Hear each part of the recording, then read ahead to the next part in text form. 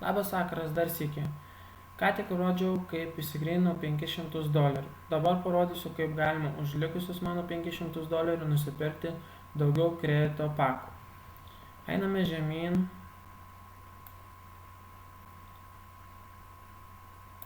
Kur parašyta Buy Credit Packs. Spaudžiame Buy Credit Packs.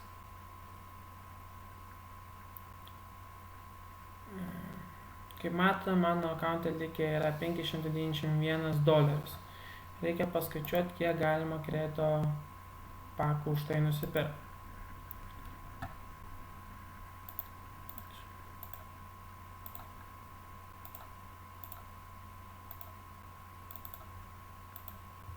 Tai yra beveik 12 kredito pakų. Rašome 11 ir spaudžiame Proof.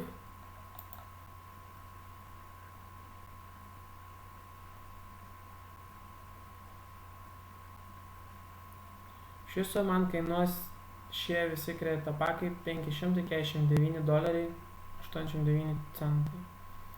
Tad spaudžiame Process.